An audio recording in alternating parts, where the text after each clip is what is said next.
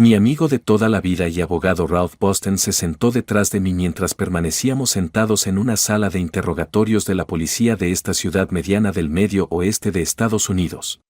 En los últimos 5 minutos, Ralph me susurró 2 veces: Lucas, te vuelvo a aconsejar que no digas nada, solo invoca tu derecho a un abogado. Aquí Lucas Worthington.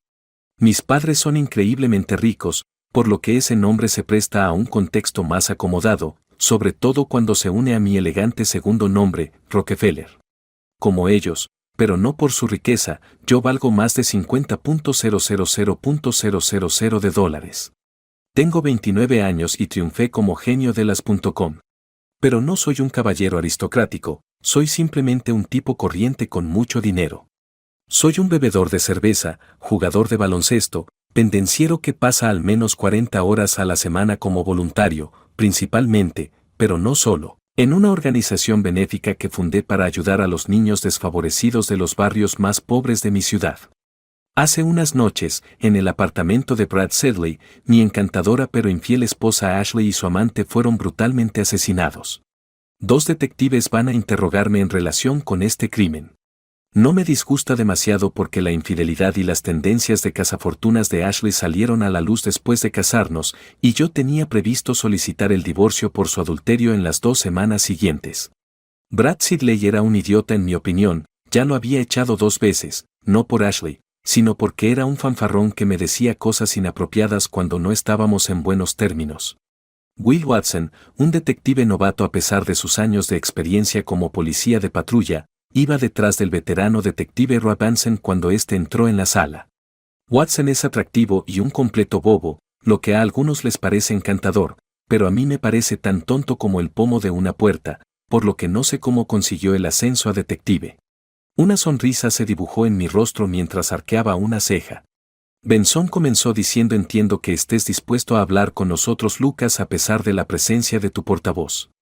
Detective Benson, quiero que sepa que no soy su amigo. Por lo tanto, se dirigirá a mí como señor Worthington, empecé a decir, pero Watson me interrumpió con una carcajada y comentó: culo con derecho. En línea directa con Watson, le miré fijamente y le dije: sabes, Will, cada vez que te veo pienso en la película Animal House.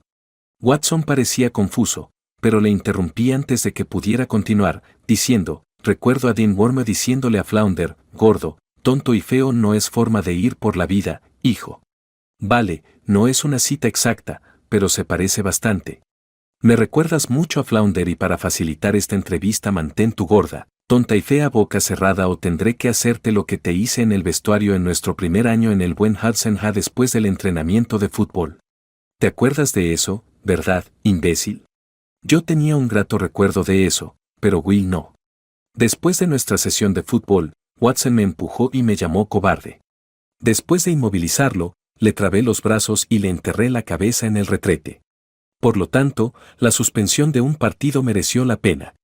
Señor Worthington, no hay necesidad de que se comporte así, replicó Benson enfadado.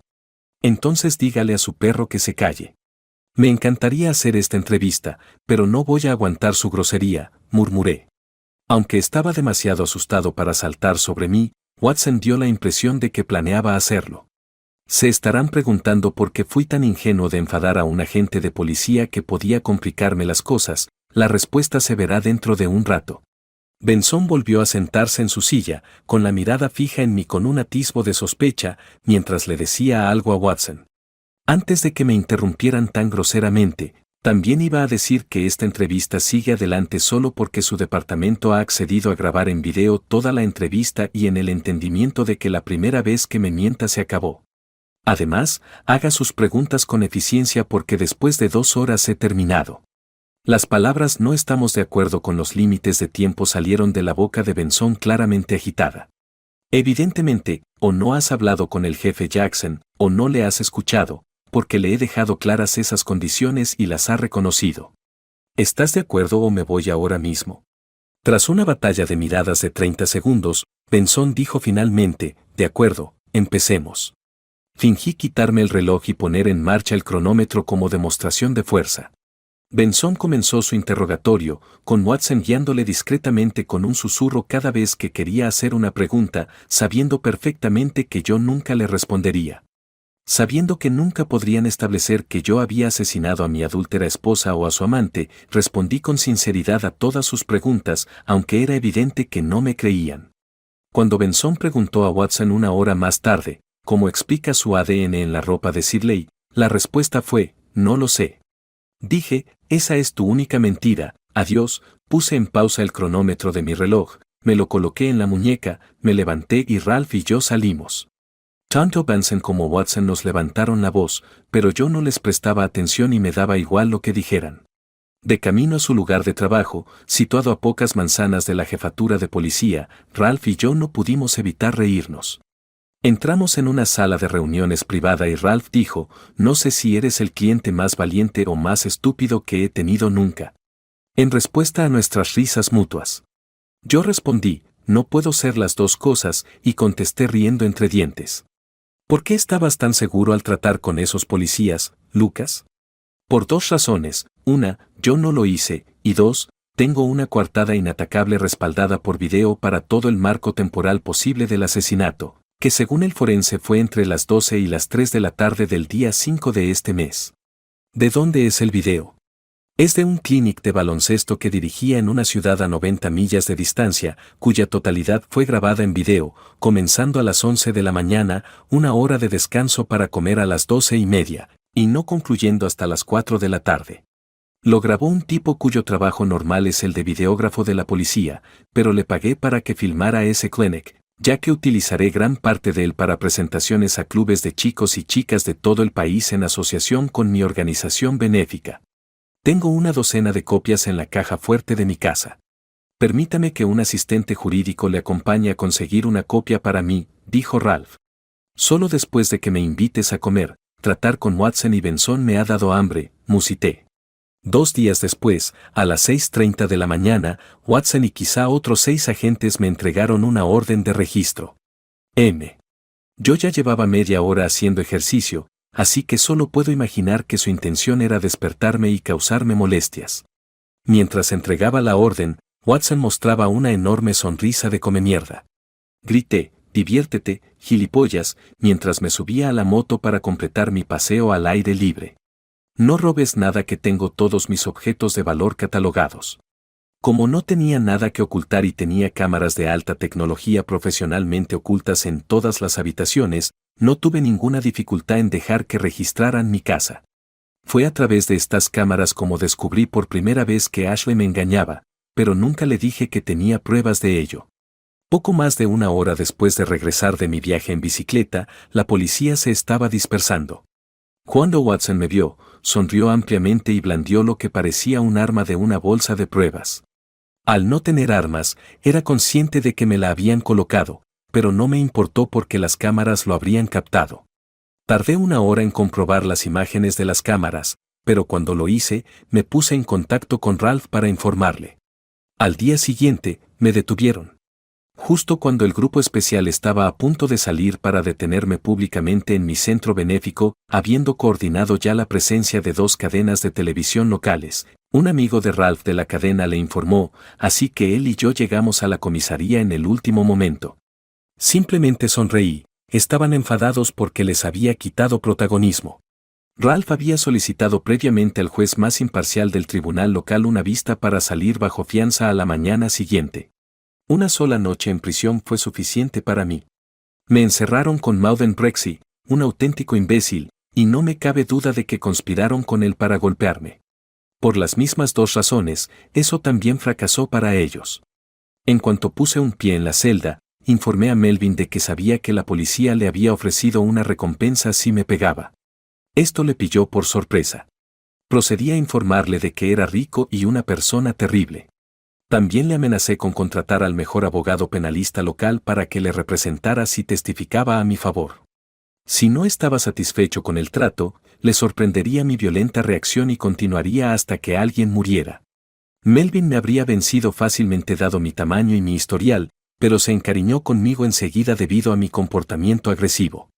Informé a Ralph de que me haría cargo de los gastos de la defensa de Melvin cuando nos reuniéramos al día siguiente para la vista de mi fianza. También solicité que su abogado de defensa criminal socio principal se reuniera con Melvin el mismo día. Ante la atenta mirada de 2 guardias de la cárcel, estreché la mano de Melvin mientras nos despedíamos. Como era año de elecciones, a la vista de la fianza asistió el propio fiscal del distrito. Cuando mi padre ejercía la abogacía privada, tenía contactos con ese imbécil al que acabaron jodiendo.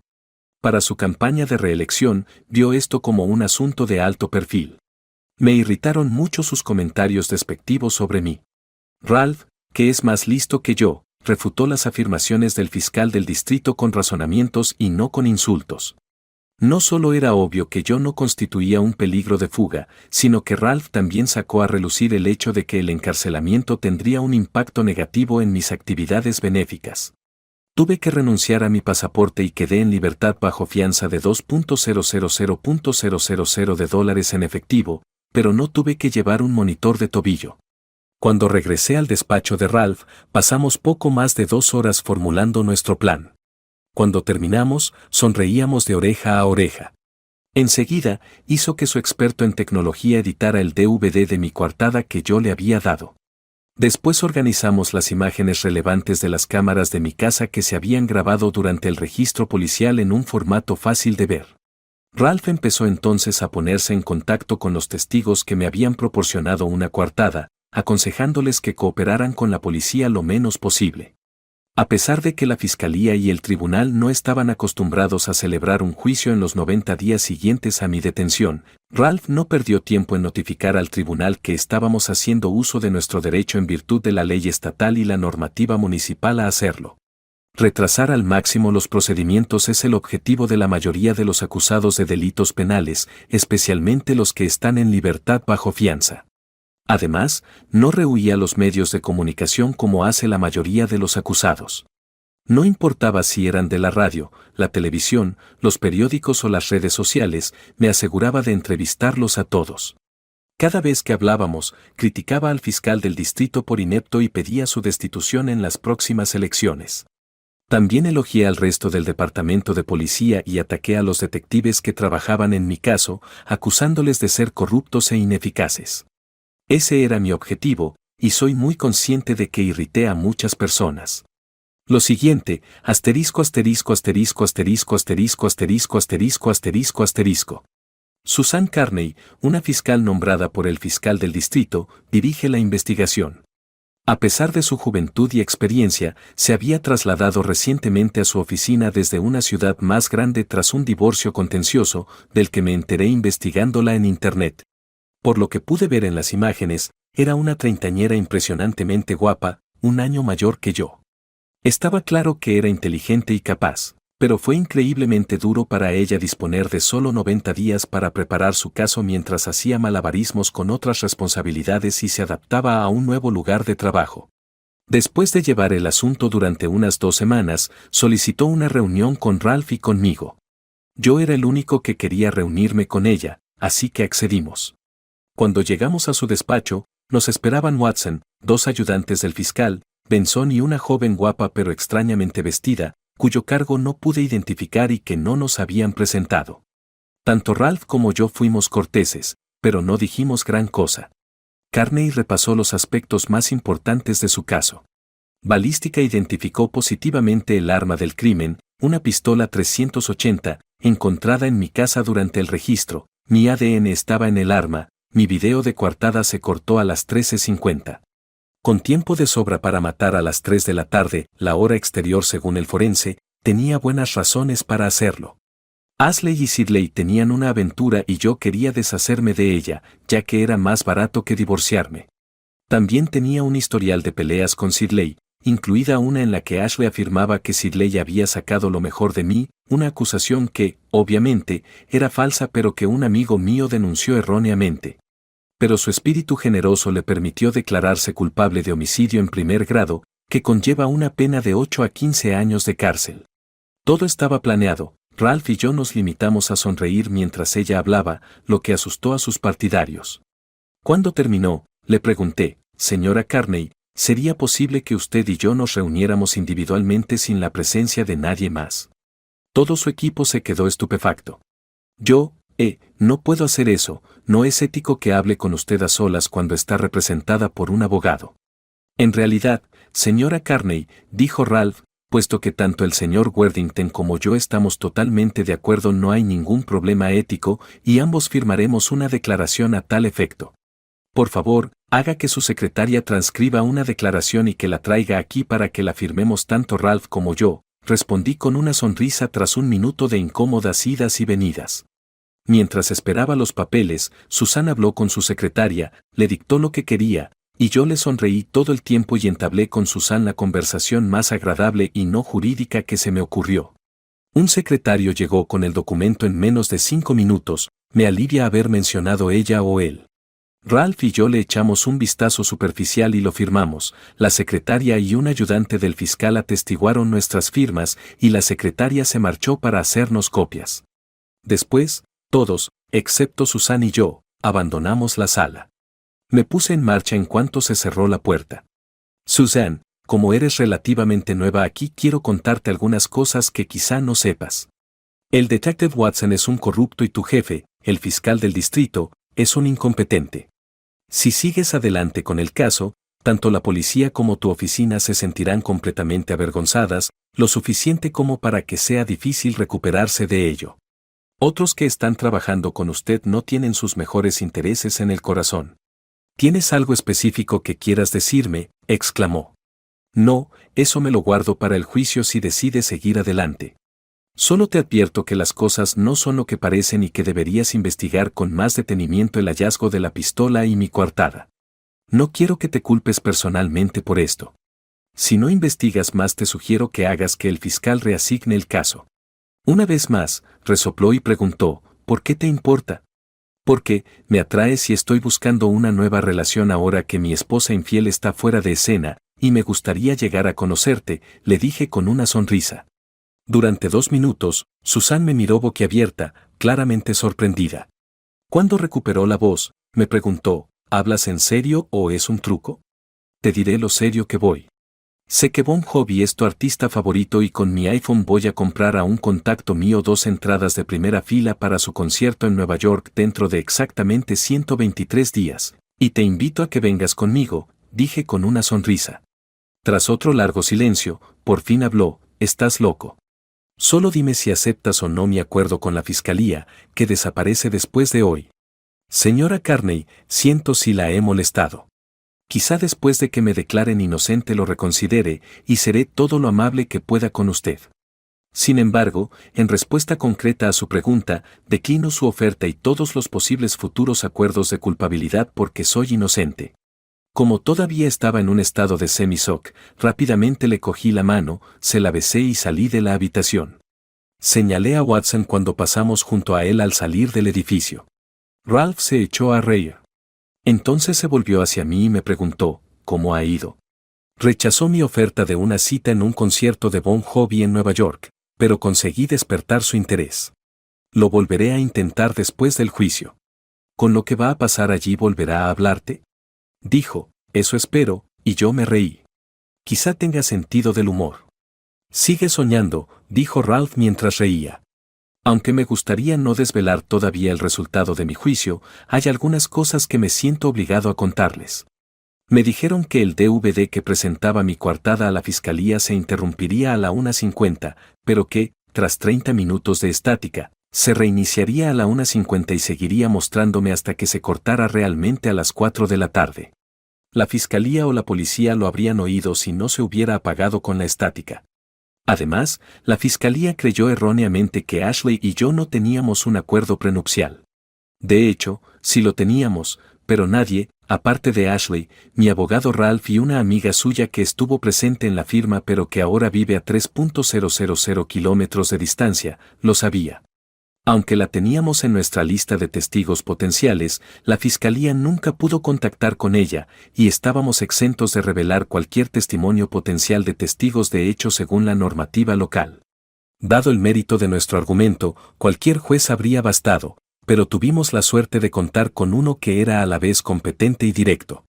Ralph y nuestro asesor del jurado se mostraron satisfechos con los resultados del proceso de selección del jurado, que duró 2 horas. A pesar de nuestra confianza, creíamos que era imperativo seleccionar un jurado competente. La acusación empezó llamando al forense, que mostró imágenes gráficas de los fallecidos y habló de las circunstancias que rodearon su muerte. Entre el mediodía y las 3 de la tarde del día 5, 2 heridas de bala del calibre 380 en la cabeza de Sidley, y una que le atravesó y mató a Ashley, fue el testimonio que dio.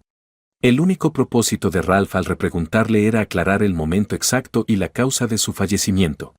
Dado que la infidelidad no es un motivo válido a tener en cuenta en una demanda de divorcio, un testigo de la policía que evaluó mi patrimonio declaró sobre la cantidad de dinero que habría tenido que pagar a Ashley en caso de divorcio. El testigo también mencionó que no había pruebas de un acuerdo prenupcial. Ralph ganó muchos puntos presentando el acuerdo prenupcial como prueba. La otra parte no tiene que ver los documentos utilizados para impugnar hasta que empieza el juicio. Este acuerdo prenupcial limitaba su pago a $50,000 en caso de divorcio por infidelidad y a $1,000,000 en cualquier otro caso.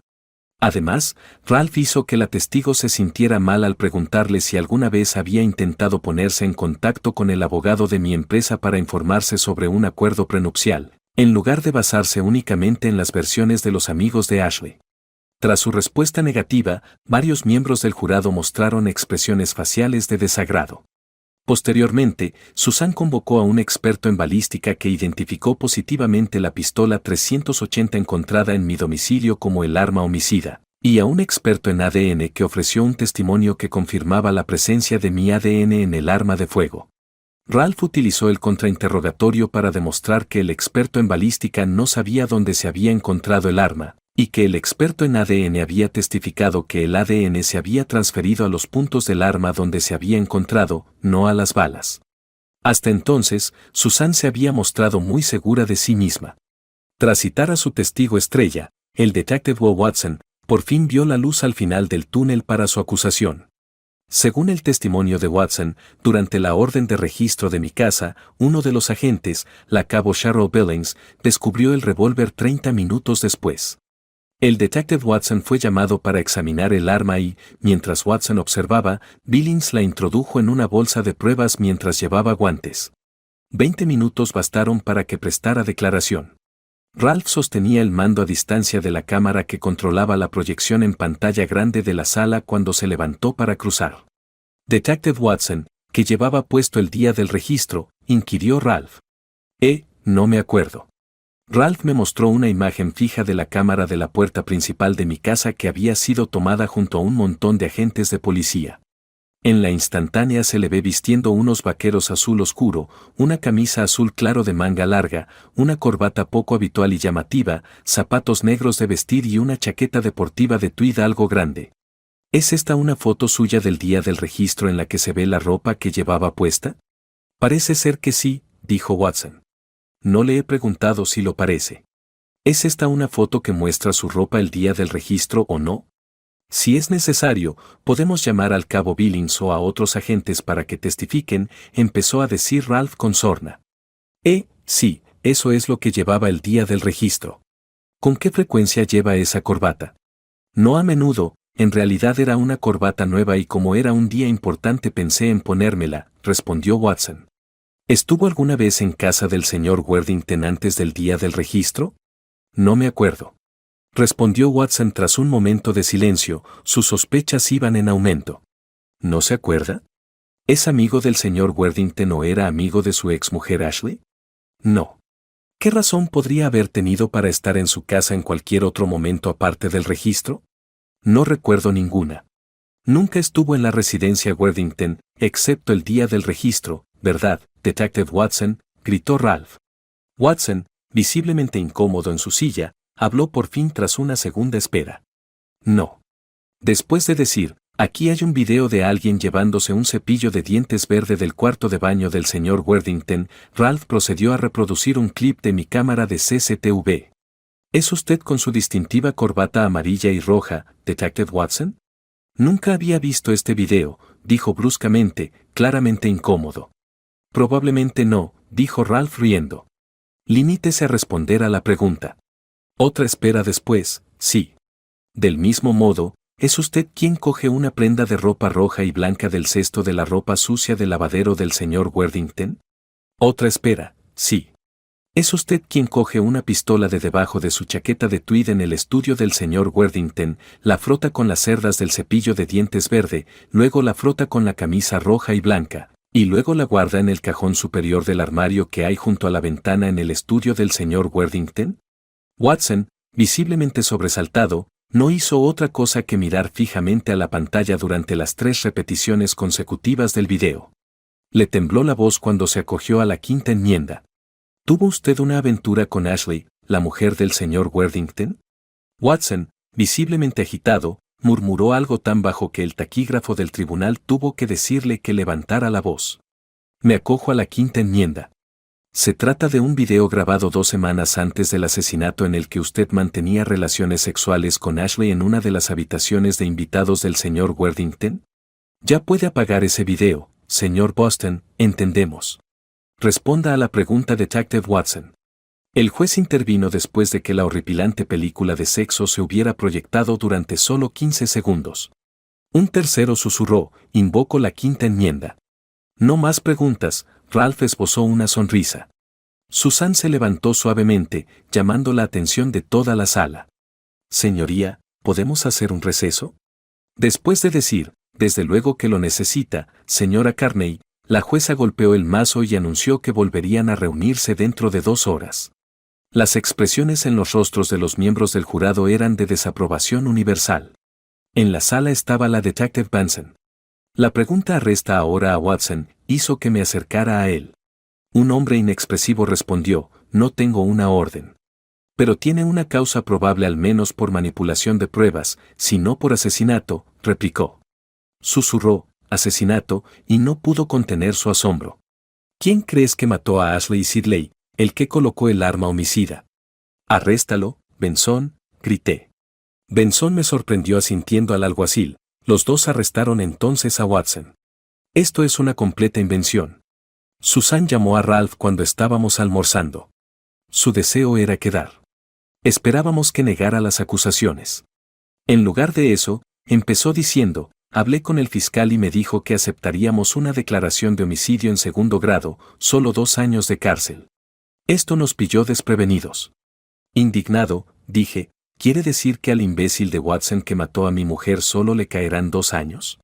Con gracia bajo el brazo, Susan declaró, no, te ofrezco ese trato ya que creemos que probablemente tuviste alguna relación con Watson.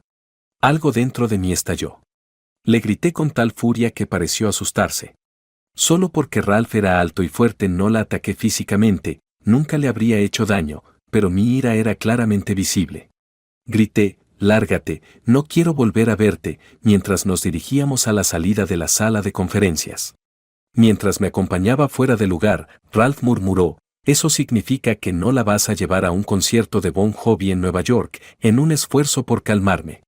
Con mi resentimiento aún latente, le fulminé con la mirada durante un breve instante antes de estallar en carcajadas. Tras el receso de 2 horas, el juez llamó a los abogados al atril. La discusión fue muy animada. A la vuelta de Ralph, pregunté por su bienestar. Según él, el juez dio por sentado que Susan desestimaría el caso sin prejuicios. Cuando se negó, el juez la regañó, pero ella no cedió diciendo que el fiscal quería que continuara. Me tembló la voz. El detective Watson debió de entenderme mal. Le dije que, aunque Sidley provocó la pelea y golpeó primero a Lucas, este le limpió el reloj. Sidley acabó en el hospital toda la noche. Esta fue la declaración del acusado durante el interrogatorio directo. Ralph ni siquiera necesitó repreguntarle. El siguiente testigo de Susan, el hombre que ella creía que había dicho a los detectives que Sidley le había dado una paliza, dándole motivos para matarlo, lo confirmó. Para conseguir las imágenes de mi coartada, Susan se puso en contacto con un videógrafo. Le preguntó, ¿ha revisado el video que grabó del suceso, que es la prueba 14 del estado?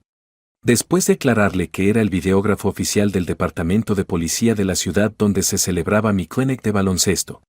Sí. ¿Es un video completo del evento? Sí. ¿Muestra que el acusado señor Worthington solo estuvo allí hasta aproximadamente la 1:50 de la tarde? No, muestra que estuvo allí hasta aproximadamente las 16, y de hecho incluso después él y yo hablamos hasta aproximadamente las 16:30, cuando se marchó para conducir los 90 kilómetros de vuelta a casa. Para sorpresa del fiscal, ¿qué? Fue la respuesta. He revisado el DVD y se detiene a las 1:50 y después solo hay estática.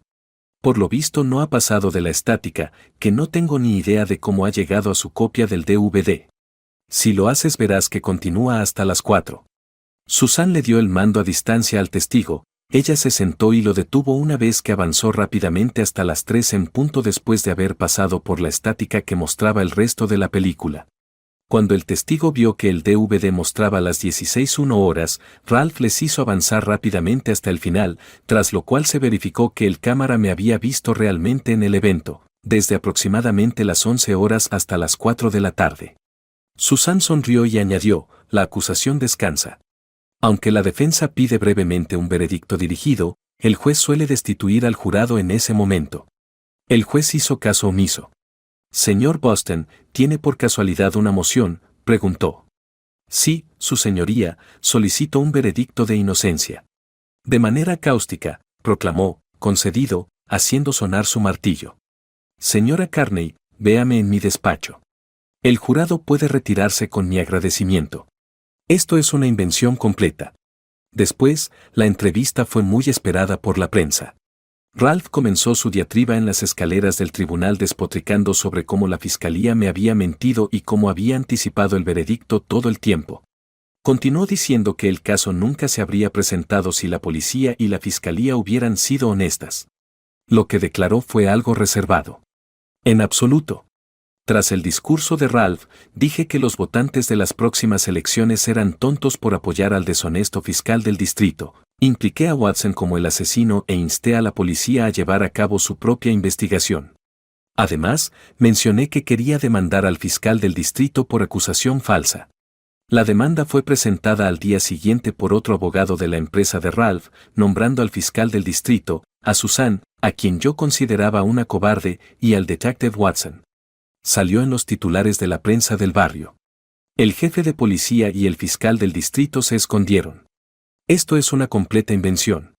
Una joven se me acercó 3 días después de que me despidieran, acababa de terminar un programa extraescolar para niños desfavorecidos y estaba terminando mi trabajo en mi organización benéfica. Me resultó familiar. Me tendió la mano y se presentó al señor Worthington como Shirley Williams. Creo que la he visto antes, pero me cuesta ubicarla, le dije después de estrechársela. Sí, aunque no nos presentaron, yo estaba sentada en la sala de conferencias cuando usted tuvo su primera negociación con la señora Carney y asistí a su juicio. Por fin, todo encajaba. Antes me parecía guapa, pero ahora que está de pie ante mí, frente a mí, me parece aún mejor, a pesar de su sencillo atuendo y de lo que parecen unas gafas intencionadamente horribles. Le pregunto, ¿qué relación tiene con mi caso?, después de aferrarme a su mano durante demasiado tiempo. Soy una becaria que acababa de licenciarse en Derecho y estaba de observadora. Mis prácticas terminarán la semana que viene. A la señora Carney le daba vergüenza venir a verte ella misma, así que me pidió que viniera a hablar contigo, explicó Shirley. Vamos a mi despacho, le dije con una sonrisa, entablando conversación mientras caminábamos los pocos cientos de metros que nos separaban del edificio de mi despacho desde el local de ocio, donde había dirigido el programa extraescolar. Al entrar, la invité a sentarse en mi despacho. Cuando se dio la vuelta, lo miró todo. Tu despacho es mucho más bonito y ordenado de lo que esperaba, comentó. Le pido disculpas por haberla decepcionado, le dije con una sonrisa. Continuó con su propia sonrisa. Todos en el equipo de la acusación están disgustados por los errores de juicio que se produjeron durante tu caso, pero están perplejos por la laguna estática en el DVD que diste como coartada. Sonreí una vez más y pregunté, ¿están perplejos? Además, la señora Carney y todos los demás implicados quieren disculparse por todo. Si se hubieran investigado las cosas más a fondo, el caso se habría desestimado antes del juicio. Ah, sí. Sonreí una vez más. Entonces Shirley tomó la palabra, no me lo vas a poner fácil, ¿verdad? Tras preguntar, ¿por qué iba a hacerlo?, volví a sonreír. La palabra suspiro escapó de los labios de Shirley. Además, la señora Carney quiere saber qué puede hacer para que retires la demanda contra ella. ¿Por qué estás tú aquí en vez de ella?, pregunté tras un largo silencio. Creo que después de tu diatriba contra ella el último día del juicio te tiene miedo. ¿Por qué era tan imbécil antes de que me fuera contra ella? Debería haberse enfrentado al fiscal y haber desestimado el caso inmediatamente después del testimonio de Watson. Ahora se da cuenta y se disculpa sinceramente. Déjeme hacerle algunas preguntas. Obviamente no tiene que contestarlas, pero si no lo hace puede levantarse e irse sin ningún comentario por mi parte. ¿Entendido? Sí, dijo con un deje de nerviosismo. ¿Cuántos años tienes? 26. ¿Esas gafas son falsas? Sí. ¿Por qué las llevas? Para disuadir a los chicos de ligar conmigo. ¿Tienes una relación romántica actualmente? No. ¿Eres heterosexual? Sí. ¿Qué planes tienes para cuando acaben las prácticas a finales de la semana que viene? Espero que me ofrezcan un trabajo en la fiscalía, pero si no, buscaré trabajo en un bufete de abogados local, ya que me gusta esta zona. Ya tengo 2 posibles oportunidades. ¿Qué vas a hacer el sábado por la noche? No tengo planes actuales. Quizá mi compañera de piso y yo vayamos a una discoteca. ¿Cuál es tu número de móvil personal? 9562-235-1589. Ninguno de los dos mostró ningún signo de emoción o expresión facial al responder a mis preguntas o a las suyas. Tras una larga pausa, declaré, dígale a la señora Carney que si le ofrecen un puesto en la fiscalía retiraré la demanda contra ella. Dile que le diga al fiscal que si se disculpa públicamente de forma sincera, Watson es acusado del asesinato de mi exmujer y no solo de su actual cargo de manipulación, y si a ti te ofrecen un puesto en la fiscalía que yo retiraré la demanda contra él. De hecho, Shirley sonrió. Me está tomando el pelo. Diciendo con compostura, en absoluto. De hecho, déjame ponerlo por escrito. Escribí mis observaciones anteriores en el ordenador, las imprimí y las firmé y feché. Concluye escribiendo, si no, nos vemos en los tribunales. Shirley recibió el documento de mis manos. Gracias, señor Worthington, respondió mientras me ofrecía la mano tras darle un rápido repaso. Mi saludo mientras nos dábamos la mano fue, de nada, señorita Williams. Llamé a su móvil al ver que salía de mi edificio por la ventana. Después de sacarlo de un bolsillo oculto de su bolso, miró el identificador de llamadas y respondió con una sonrisa. Shirley Williams. Hola, señora Williams, respondí, Lucas Worthington ella. ¿Se refiere al Lucas Worthington con el que nos reunimos antes? Preguntó con un deje de picardía en la voz. El mismo, tengo entendido que no tiene planes en firme para el sábado por la noche y me pregunto si le apetecería cenar conmigo e ir a ver La ratonera en el Artists Playhouse. Es la obra más longeva de la historia. Ella sonreía ampliamente mientras yo miraba por la ventana. Sí, me encantaría, señor Worthington. ¿Quiere que nos encontremos en un restaurante? Preguntó finalmente tras algunas dudas. No, si no le importa envíeme un mensaje con su dirección y le recogeré a las 6:15 el sábado por la noche. Me ocuparé de eso, respondió con una sonrisa. Al terminar la llamada, me di cuenta de que interactuaba con su teléfono. En cuanto lo volvió a meter en el bolso, mi teléfono emitió mi dirección, acompañada de un emoji sonriente. Esto es una completa invención. Entre nuestro encuentro del martes y el sábado, cuando la recogí, pagué y obtuve de un investigador privado un informe completo sobre Shirley. Shirley me pareció interesante y cercana en nuestra breve conversación, y lo último que necesitaba era otra cazafortunas como Ashley. Creció en un barrio acomodado con 2 hermanos médicos y artistas, y sus padres eran muy respetados.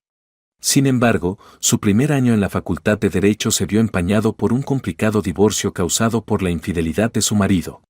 A pesar de ello, sacaba excelentes notas, participaba a tiempo parcial en obras de caridad y parecía una ciudadana honrada. Shirley iba elegantemente vestida de forma sutil, con un maquillaje ligero, el pelo peinado de forma cautivadora y sus auténticas gafas bien visibles. Tenía un aspecto impresionante cuando la recogí. Pedí educadamente ver a su compañera de piso antes de irnos. Tras entablar conversación con la compañera de piso, la sorprendí con 2 entradas para un concierto en un local cercano para el fin de semana siguiente. Tanto Shirley como ella quedaron impresionadas. En todos mis años, la cena que tuve con Shirley fue la experiencia más surrealista. No llevábamos ni un minuto sentados cuando ella hizo la siguiente declaración: en realidad no necesitamos intercambiar información básica sobre el otro, ¿verdad, Lucas? Es decir, ya conozco casi todos los datos pertinentes sobre tu pasado gracias a la investigación policial y de la fiscalía que te llevó hasta el juicio, y estoy segura de que tuviste a gente con experiencia investigándome a fondo.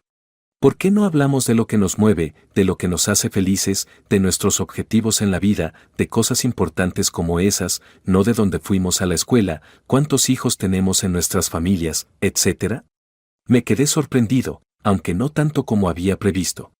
Bien, tú primero, ¿cuáles son tus objetivos a corto y largo plazo en la vida? Gracias a la investigación que había hecho sobre Shirley y a la información que compartimos durante nuestra cena de 101 minutos, sentí que la conocía mejor que nadie. No me preocupó mucho que nos saltáramos el postre para llegar a tiempo a la función, después de todo, ya habíamos admitido que no éramos grandes comedores de postres. La ratonera, una comedia de misterio y asesinato de Agatha Christie, presenta un sorprendente giro de los acontecimientos. Valieron la pena las 2 horas y media que pasamos viéndola, a pesar de que ninguno de los dos la había visto antes. Los dos la disfrutamos. El balón se puso fuera de juego aproximadamente en el minuto 11. A lo largo de la velada, Shirley se sintió más cómoda con el contacto físico y yo la adoraba cada vez más por su físico y su carácter. Nuestros veintitantos son todavía jóvenes, así que le pregunté, ¿quieres ir a un club o hacer otra cosa?, mientras caminábamos hacia mi coche. Me miró fijamente durante lo que me pareció una eternidad antes de hablar por fin, como una mangosta o una cobra acechando a su presa. Su respuesta, más bien una pregunta, fue la mayor sorpresa de la noche. Preguntó, ¿alguna vez has tenido sexo en una primera cita? Tras una larga exhalación.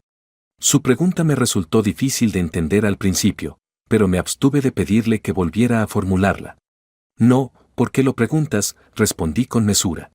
Bueno, nos conocemos tan bien como personas que han estado saliendo todos los fines de semana durante varios meses. Lo único que no sabemos el uno del otro es lo compatibles que somos entre las sábanas, o en la mesa de la cocina, o en la piscina, o, bueno, ya te haces una idea. Siento una fuerte atracción sexual hacia ti. Si tú tienes una hacia mí, hagamos de esta una noche de primeras veces para los dos, dijo con estoicismo y luego añadió una enorme sonrisa. Cuando nuestros cuerpos se encontraron, la abracé y la besé apasionadamente hasta llegar a un beso largo y apasionado. Con el último, que duró 2 minutos, se consolidó en mi opinión que era una besadora excelente y una persona increíblemente amable. Mi pregunta, ¿quieres ver mis grabados?, fue mi forma de romper el beso. Mientras se reía, gritó, adelante. Tras un divorcio, Shirley, o un asesinato, el único paso lógico es lanzarse de cabeza a una relación intensa. Solo los más ingenuos lo hacen. Shirley y yo debemos estar completamente perdidos. Nuestro encuentro sexual al llegar a mi residencia fue tranquilo. Nos abstuvimos de desnudarnos mutuamente. En lugar de eso, nos pusimos uno frente al otro, con los ojos clavados en una profunda mirada. Fue entonces cuando me di cuenta de cuánto adoraba el carácter y la figura de Shirley. Cuando estaba vestida, su figura parecía impecable en todos los sentidos. A excepción del trasero, todo le quedaba perfecto. Yo estaba extasiado porque las nalgas altas y fornidas son fantásticas.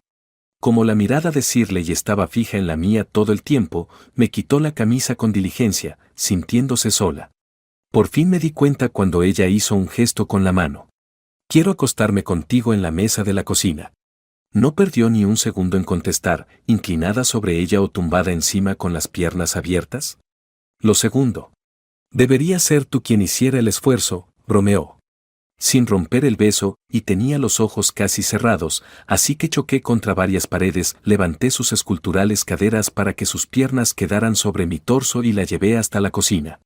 Conseguí despejar rápidamente la mesa de todos los objetos potencialmente frágiles utilizando una sola mano, ya que solo sujetaba papeles y algunos cubiertos de acero inoxidable. Rompiendo nuestro beso, la senté en la mesa. Seguimos mirándonos fijamente, y esta vez intenté quitarle la ropa interior, pero no la encontré.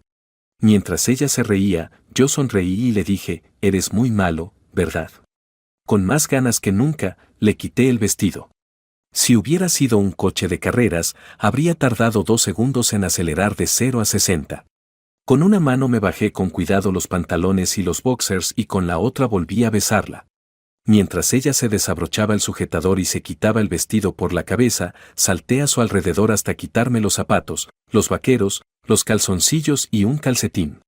Mientras me dirigía torpemente a mi dormitorio, ella saltó a mis brazos y me besó una y otra vez. Acabamos pasando todo el fin de semana juntos, aunque ninguno de los dos tenía intención de hacerlo. Shirley era libre en materia sexual. Comparada con otras mujeres que conocía, era la más interesante para hablar fuera de la cama. Era un placer charlar con ella sobre cualquier tema, desde los más triviales hasta los profundamente filosóficos, porque tenía buen humor, era genuinamente afectuosa, animada y desenvuelta. De repente recordé nuestra conversación en la oficina, cuando estábamos desayunando en la misma mesa donde había tenido lugar nuestro íntimo encuentro hacía menos de 2 días. En medio de la preparación de una tortilla de queso, tomé la palabra y pregunté, Shirley, ¿les diste a Susan y a Citeat mis sugerencias? Me olvidé por completo de preguntar, ya que nos divertimos mucho este fin de semana. Ella continuó, sí, Susan estaba muy contenta y me garantizó que me ofrecerán un puesto a tiempo completo la semana que viene. Luego masticó y tragó otra magdalena inglesa antes de continuar. Sin embargo, me dijo que no le contara a cara de mierda sobre esta oferta. Él y todo el mundo saben que va a perder las elecciones por tu culpa y podría posponer mi oferta de trabajo si le cuento lo que has dicho. Además, cree que nunca se disculpará y, además, quiere que tu demanda contra él continúe. Mientras seguía comiendo, asentí satisfecho. Es muy gracioso, Susan te preguntó si estabas interesado en ella personalmente. Creo que a pesar de tu diatriba contra ella el último día de juicio, espera tener una relación. Tras esa afirmación, sonrió maliciosamente. Yo, por mi parte, sonreí. No va a suceder, encontré algo mucho mejor, dije con una risita mientras comía el resto de mi comida. Cuando llegué al complejo de apartamentos de Shirley, era la persona más franca que había conocido nunca. Bueno, Lucas, somos amigos desde hace un tiempo y hemos descubierto que, dentro y fuera del dormitorio, somos más compatibles que nadie que hayamos conocido, o incluso imaginado. Me besó apasionadamente antes de soltar una risita, y nuestra conexión quedó clara. Sonrió y volvió a besarle antes de salir corriendo por la puerta, contoneando su delicioso culo duro y grande, y entrar en el edificio sin mirar atrás. Me pedirías que me mudara contigo este fin de semana, con la idea de conseguirme un anillo después de que vivamos juntos unos meses. Durante casi 30 segundos, deliberé intensamente. Después, saqué el teléfono, llamé al número que de repente se había convertido en el número 1 de mi lista de contactos y, cuando Shirley contestó, le dije, dime Shirley. Acabo de tener la mejor idea. ¿Por qué no te mudas conmigo este próximo fin de semana? Vaya Lucas, qué repentino. ¿Estás seguro? Sí, lo he pensado mucho durante lo que parece neones. Después de reírse, dijo, vale, pero tendrás que cubrir mi parte del alquiler del apartamento porque Judy no puede permitírselo sola, y luego terminó la llamada. Zorra astuta, pensé mientras me reía. Podría ponerme poético sobre lo tontos que fuimos al precipitarnos en una relación, lo increíble que fue que no solo funcionara sino que mejorara nuestras vidas hasta un grado sin precedentes, como ambos apoyamos mi trabajo benéfico a pesar de su reputación de fiscal feroz y lo perfecto que parecía el mundo. Sin embargo, todo lo que necesitas saber puede encontrarse en una sola viñeta. En el juicio por asesinato y obstrucción a la justicia contra Will Watson por las muertes de Ashley Worthington y Brad Sedley, yo estaba presente en la sala cuando Shirley Worthington, que en aquel momento estaba embarazada de 8 meses, pronunció un devastador alegato final. Concluyó haciendo creer que Watson amaba a Ashley, que estaba furioso porque ella salía con Sidley, que conspiró para que mataran a Sidley y que luego me tendió una trampa para quedarse con Ashley.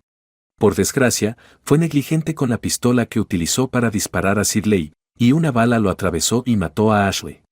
Abracé a Shirley con fuerza, le besé la mejilla y le di palmaditas en la barriga para expresarle mi orgullo por ella mientras el jurado abandonaba la sala de deliberaciones. Poco más de 1 hora después de que comenzaran las deliberaciones del jurado, cuando volvíamos de tomar un tentempié a mediodía, recibió un mensaje de texto en el que se le informaba de que el jurado había llegado a un veredicto. Después de que la presidenta del jurado emitiera un veredicto de culpable de todos los cargos, me quedé mirando como Shirley aceptaba amablemente las felicitaciones de todos los que la rodeaban, incluido el abogado de la parte contraria.